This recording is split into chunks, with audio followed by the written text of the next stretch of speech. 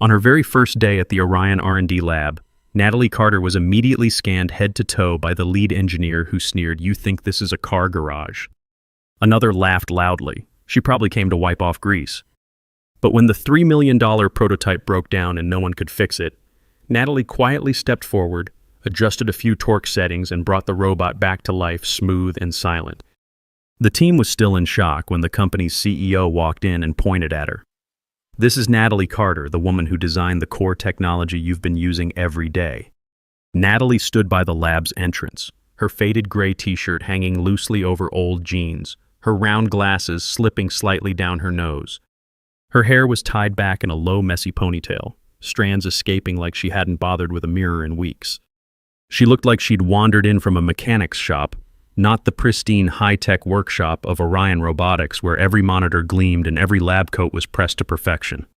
The air buzzed with the hum of cooling fans and the faint tang of soldering flux.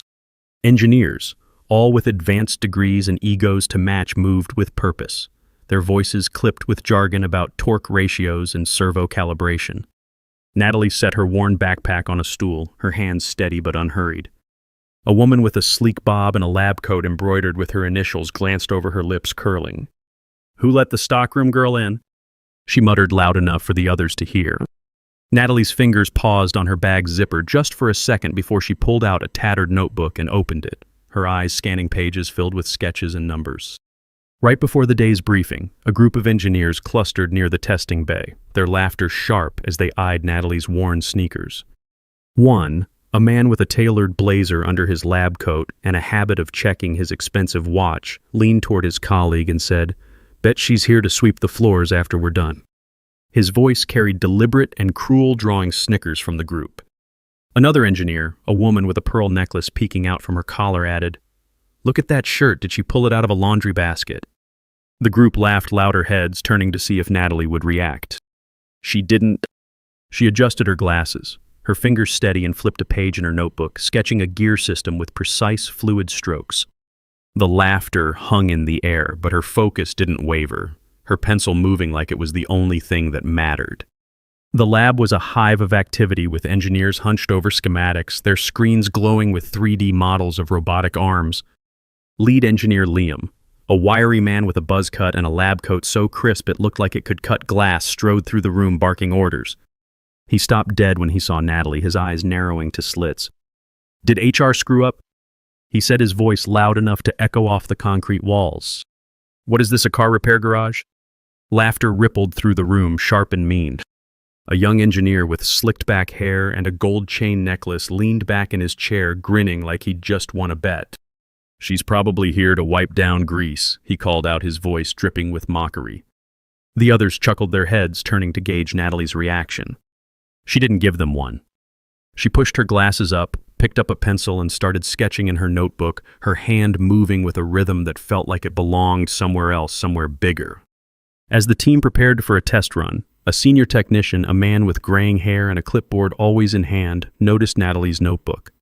He'd been quietly observing her since she arrived, catching the way her eyes scanned the X3's wiring like she was reading a book. During a lull, he leaned over to a junior engineer and muttered, "That one's not what she seems." He pointed subtly at Natalie's sketches, the lines so precise they could have been printed. The junior engineer shrugged, skeptical, but the technician shook his head, his eyes narrowing. He'd seen her adjust a loose cable earlier, her hands moving with a familiarity that didn't match her intern badge. He made a mental note to mention her to the lab supervisor, sensing something the others had missed. Before the laughter could die down, a grinding screech tore through the lab. The Orion X3, a $3 million 7-axis robotic arm, seized up in the testing bay, its joints locked in an unnatural angle. Engineers scrambled, their voices rising in a chaotic mix of panic and blame. Natalie glanced up from her notebook, her eyes flicking to the control panel across the room. She walked past it, her sneakers silent on the polished floor, and stopped just long enough to study the wiring. "Relay 7 is reversing the 12V flow," she said, her voice soft but clear, like she was pointing out the weather. "The control board will fry if you run it again." The room went still, every head swiveling toward her. Liam's jaw tightened, his face flushing red, but he waved her off with a flick of his hand. "Back to your corner, intern." He snapped, his tone sharp enough to cut through steel. The other engineers exchanged glances, some smirking, others shifting uncomfortably. Natalie didn't argue. She returned to her stool, her pencil moving again as if the moment hadn't happened. Hey, if this story's hitting you where it counts, take a second to grab your phone like this, video, drop a comment below, and hit subscribe. Stories like Natalie's about folks who get judged but keep showing up mean something. Let's keep telling them together. All right, back to it. The next morning, the lab was on edge. The X3 was still down and the client demo was looming. Liam was in a worse mood than usual, his voice barking over the hum of machines. He spotted Natalie by the coffee machine, pouring hot water into a chipped mug, her notebook tucked under her arm. "Hey, intern," he called, tossing a keycard that skidded across the counter and nearly fell. "Instead of offering random insights, be useful and grab coffee for the team. Black, no sugar, and don't screw it up." The room erupted in laughter, a few engineers clapping like it was a show. A woman with glossy red nails and a lab coat tailored to fit like a dress smirked, leaning toward her friend. "Better hurry, sweetheart," she said, her voice syrupy with fake concern. "We don't have all day for you to figure it out." Natalie caught the keycard just before it hit the floor, her fingers quick but calm. She slipped it into her pocket, grabbed her mug, and headed for the door, the laughter chasing her down the hall like a pack of dogs. During a break, a cluster of engineers gathered near the testing bay, their voices loud and mocking. A woman with a designer handbag slung over her shoulder pointed at Natalie, who was organizing her tools. "Look at her acting like she belongs," she said, her tone sharp enough to draw blood. "What's she gonna do, polish the bolts for us?" The others laughed, one mimicking Natalie's slow, deliberate movements.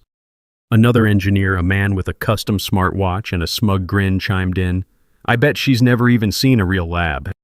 Probably thinks this is a hardware store." The group roared, their voices echoing off the steel counters. Natalie's hand paused on a wrench, her fingers tightening briefly before she set it down, aligning it perfectly with her other tools. Her face stayed calm, but her shoulders stiffened just for a moment as the laughter washed over her. As Natalie waited for the elevator, her eyes drifted to a framed blueprint on the wall, a cross-section of the X3's core, its lines clean but familiar. Her hand brushed the edge of her notebook where she'd drawn those same curves years ago, hunched over a folding table in a tiny apartment, her laptop whirring through the night. The elevator dinged and she stepped inside, her face unchanged. But her fingers tightened around the keycard just for a fraction of a second before she let go. Back in the lab, the engineers barely noticed her absence, too busy arguing over the X3's error logs. They didn't see the faint grease smudge on her mug's handle like she'd been tinkering before dawn. Her hands already deep in the machines they thought she didn't understand. While Natalie was out fetching coffee, a lab assistant sorting through old files stumbled across a dusty binder labeled Chiron Robotics, Early Designs. Inside was a faded sketch of the X3's prototype signed with a looping N, Carter in the corner. The assistant, a quiet woman who rarely spoke up, hesitated before slipping the binder onto the lab supervisor's desk open to the sketch. She didn't say anything, but her hands shook slightly as she walked away, knowing she'd found something big. The supervisor, buried in emails, didn't notice it right away, but the binder sat there, a silent clue waiting to be seen. That afternoon, a new engineer, a guy with a flashy smartwatch and a habit of name-dropping his Ivy League degree, sauntered up to Natalie's station. She was calibrating a small servo motor, her hands steady as she adjusted the tension. He leaned over his cologne, overpowering, and smirked. "What's this arts and crafts hour?" he said, loud enough for the nearby engineers to snicker. "Those hands look like they've never touched a real machine. Bet you're just here to look busy." He picked up one of her tools, a worn torque wrench, and twirled it like a toy before dropping it back with a clatter. The room laughed, a few engineers clapping like it was a performance. Natalie's hand paused on the motor, her fingers still. She picked up the wrench, tested its weight, and set it down carefully, her eyes flicking to the guy for just a moment. The look was calm, piercing, and it made him step back, his smirk faltering. She went back to her work, the motor humming softly under her touch. The following day, during a team meeting, Liam deliberately assigned Natalie to clean the lab's storage room, a cramped space filled with outdated equipment and dusty cables. "Since you're so good at observing," he said, his voice heavy with sarcasm, "make yourself useful and organize this mess." The engineers snickered, one whispering, "Perfect job for the intern." Another, a woman with a sleek ponytail and a diamond-studded watch, added, "Maybe she'll find a broom that suits her." The room laughed, the sound sharp and biting. Natalie nodded, her face unreadable, and headed to the storage room. She spent hours there, her hands sorting through tangled wires and rusted parts, her glasses fogging slightly from the dust. But as she worked, she found a broken servo from an early X3 model, its design identical to one she'd built years ago. She tucked it into her backpack, her fingers lingering on its worn edges, a quiet reminder of who she was. That night, the lab was dark except for a single desk lamp casting a warm glow over Natalie's station. She'd stayed late, her backpack slung over a chair, her notebook open to a page of dense calculations. The X3's schematic glowed on a nearby screen, a tangle of lines and numbers that had stumped the team for days. Natalie leaned closer, her eyes catching a 0.2 misalignment in the power distribution, a tiny error, but enough to crash the system under load. She grabbed a pencil, her hand moving with a surgeon's precision, and redrew the blueprint by hand, correcting the fault line by line. When she was done, she folded the paper, left it on Liam's desk without a signature, and flipped off the lamp. The next morning, Liam found it scoffed and shoved it into a drawer, muttering about amateurs playing engineer. But when the team applied the fix later that day, the X3 powered up without a hitch. Nobody mentioned the sketch. Natalie didn't ask for credit. She just kept working, her glasses catching the lab's harsh lights. During a routine calibration check, an older engineer, a quiet man who'd been with Orion since its early days, watched Natalie adjust a motor with a precision that made him pause. He'd been in the industry long enough to recognize skill that didn't need a title. He pulled out his phone, snapped a quick photo of her work, a perfectly aligned gear set, and sent it to a colleague at Chiron Robotics with a single line, "Is this who I think it is?" The reply came minutes later, a link to an old article about Natalie Carter, the prodigy who'd designed Chiron's flagship arm before vanishing. The engineer tucked his phone away, his eyes lingering on Natalie, a faint nod of respect crossing his face as he went back to his work. By Wednesday, the lab was a pressure cooker. The client demo was 2 days away and the X3 was still throwing errors. Liam, his tie loosened and his face flushed, stormed through the room, yelling at engineers to get it together. He stopped at Natalie's station where she was testing a circuit board, her hands moving with quiet focus. He said, his voice dripping with scorn. "If you're so smart, go fix the X3. One wrong move and the titanium bolts snap. Or are you scared to get your shirt dirty?" The room burst into laughter, louder this time, like they'd been waiting for it. The engineer with his gold chain leaned forward, grinning. "Yeah, let's see the grease monkey try," he said, his voice carrying across the lab. The woman with the glossy nails giggled. "Bet she doesn't even know what a torque wrench is." Natalie set the circuit board down, wiped her hands on her jeans, and walked toward the testing bay, her steps steady like she was answering a question nobody else could hear.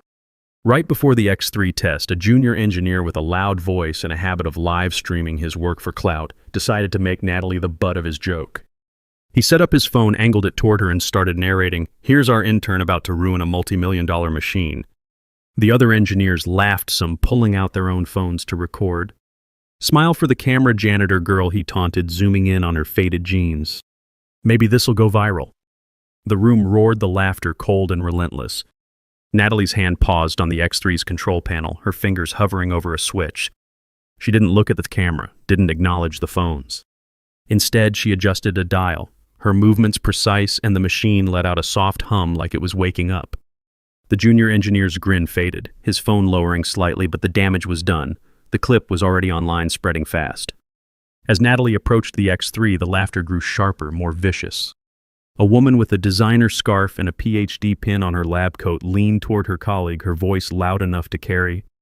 "Look at her thinking she can touch a $3 million machine," she said, her tone mocking. "She's going to break it worse and we'll all have to clean up her mess." The room chuckled, a few engineers nodding in agreement. Another guy, his lab coat monogrammed with his initials, called out, "Hey, don't trip over the cables. Those sneakers look like they're from a dumpster." The laughter swelled, bouncing off the walls. Natalie didn't look at them. She knelt by the machine, her hands steady as she ran her fingers along the joints, feeling for resistance. Her glasses slipped slightly, and she pushed them up her face, calm, almost serene, as the room's mockery washed over her like water off stone. While Natalie worked on the X3, a lab intern sorting cables in the corner found a crumpled note tucked inside an old equipment manual. It was a handwritten thank you from a Chiron Robotics executive addressed to N. Carter for redefining what's possible. The intern, a shy kid who'd been ignored by the team, hesitated before slipping the note onto Liam's desk, right next to Natalie's unsigned blueprint. He didn't say a word, but his eyes flicked to Natalie, watching her work with a quiet intensity, like he knew he'd just uncovered a piece of the puzzle. The note sat there unnoticed for now, but its presence was a ticking clock waiting for the right moment to change everything. The X3 stood in the testing bay, a tangle of wires and titanium gleaming under the lights. Engineers watched, some smirking, others whispering bets on how fast she'd fail. Natalie worked quietly, her hands moving with a grace that didn't match her faded clothes. She reset each joint, her fingers finding the exact points of resistance like she was reading the machine's pulse. She reinstalled the sliding bearings using a manual technique so rare it looked like a dance. Step by step, she calibrated the torque levels, her eyes never leaving the arm. In under 11 minutes, the X3 powered on its movements fluid, no reboot needed. The room went dead silent. The engineer with the gold chain dropped his pen, his mouth open. The woman with the designer scarf froze her coffee cup halfway to her lips. A quiet voice from the back, an older technician who'd been watching, whispered, "How do you know the internal layout of this model?" Natalie stood wiping her hands on her jeans. "I designed the first prototype," she said, her voice steady like she was stating a fact as simple as the sky being blue. Just after Natalie's fix, a visiting consultant from a rival firm who'd been invited to observe the demo prep watched her work with a frown. He pulled out his phone, scrolling through an old industry newsletter. His eyes widened as he found an article about Chiron's prodigy designer, complete with a grainy photo of a younger Natalie holding a prototype arm. He showed it to the lab supervisor, whispering, "This is her, isn't it?" The supervisor glanced at Natalie, then at the photo, his face paling.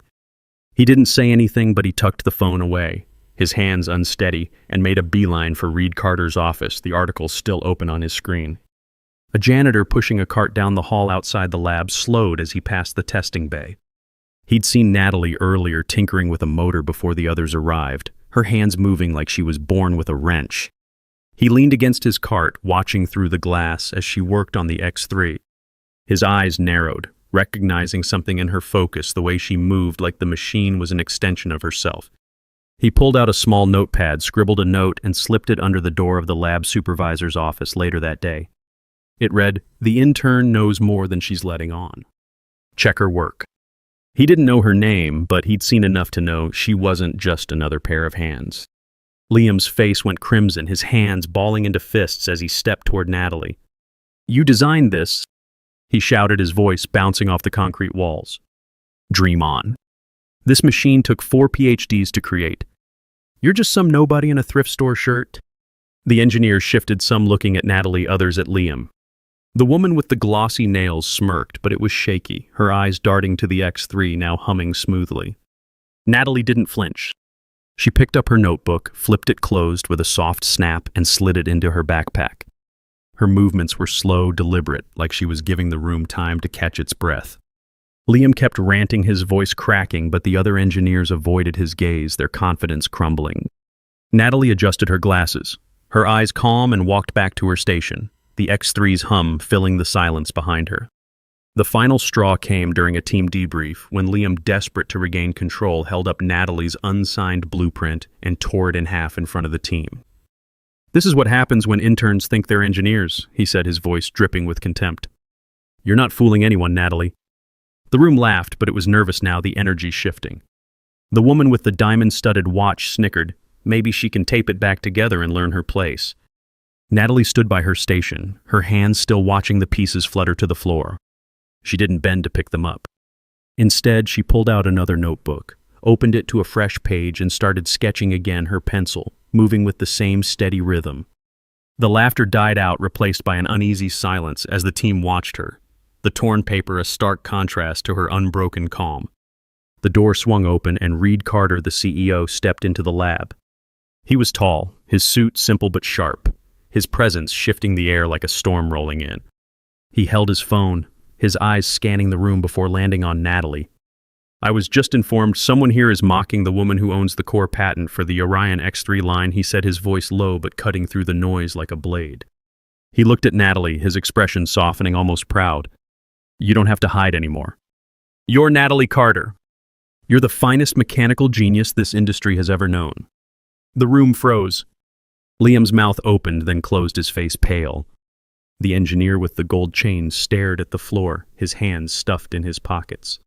The woman with the glossy nails gripped her tablet so hard it shook. Natalie stood there, her hands in her pockets, her gaze steady like she'd been waiting for this but didn't need it to keep going. As Reed spoke, a technician in the back pulled up Natalie's file on a tablet, his eyes widening. He nudged the engineer next to him, showing her the screen, a patent document with Natalie's name dated years before the X3's first prototype. The engineer's face went pale, her coffee forgotten in her hand. She whispered something to her colleague, who shook his head stunned. The tablet passed to another engineer, then another, the room's energy shifting as the truth spread like a ripple. Natalie didn't look at them. She adjusted her backpack's strap, her movements calm, and walked toward a workstation, her sneakers silent on the floor. The X3 hummed in the background, a quiet testament to her work. Right after Reed's announcement, the junior engineer who'd live-streamed Natalie's work fumbled with his phone, his face red as he realized his video was still online now, flooded with comments calling out his cruelty. He tried to delete it, but it was too late. The clip had been downloaded, shared, and dissected across industry forums. The room's laughter was gone, replaced by a heavy silence as engineers glanced at their own phones, seeing the same comments. Natalie didn't look up from her station where she was tweaking a small motor, her hands steady as ever. The junior engineer muttered an apology under his breath, but she didn't acknowledge it. Her focus on the machine, her silence louder than his words. The following week, the lab was different. Natalie was back, still in her faded t-shirt and jeans, but now the room stood when she entered. She was chief technical advisor, her name on every project brief, her input required before any machine was touched. Nobody dared question her. At a tech conference a month later, she stood at a podium, her glasses catching the stage lights, her voice soft but steady. "I don't care about fame," she said, her hands resting on her notebook. "I just want to be an engineer without being looked down on for wearing old clothes."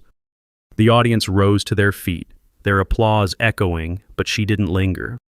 She stepped off the stage, her notebook tucked under her arm, and headed back to the lab where the machines were waiting. Liam was gone by then, his desk cleared out, his resignation quiet but final. The engineer with the gold chain lost his contract with a major client after his comments about Natalie were posted on an industry forum, the backlash swift and unforgiving. The woman with the glossy nails was passed over for a promotion, her name scrubbed from a high-profile project after her mockery was caught on a lab camera. The guy with the smartwatch saw his internship terminated, his online portfolio buried under comments calling out his arrogance. The woman with the designer scarf withdrew from the program, her social media account suddenly private. They didn't fight it, didn't argue. They just faded, their absence a quiet consequence of their own words. During a late-night session, a junior engineer approached Natalie as she worked on a new prototype. He was hesitant, his hands fidgeting with a wrench. "I saw your patent," he said, his voice low. "Why didn't you say anything when they, Natalie looked up, her glasses reflecting the desk lamp's light. She set her tools down, her hands steady. "Machines don't care what you wear," she said. "They just need you to listen." The engineer nodded, his face red, and went back to his station, his wrench held a little tighter. The moment wasn't loud, wasn't dramatic, but it shifted something in the lab, a quiet respect settling in. Sometimes late at night, Natalie would pause by the X3, her fingers brushing the joints she'd designed years ago. The lab was quiet, the hum of machines like a heartbeat. She'd adjust a setting just slightly, and the arm would move smooth and silent. It wasn't about proving anything. It was about the work, about listening to what the machines were saying. Her hands told the truth, her silence louder than any shout. She'd been judged, mocked, dismissed. But she stood anyway, her work reshaping the room, her presence undeniable. And in that quiet, she was unstoppable. Where are you watching from? Leave a comment below and hit follow to walk with me through heartbreak, betrayal, and finally, healing.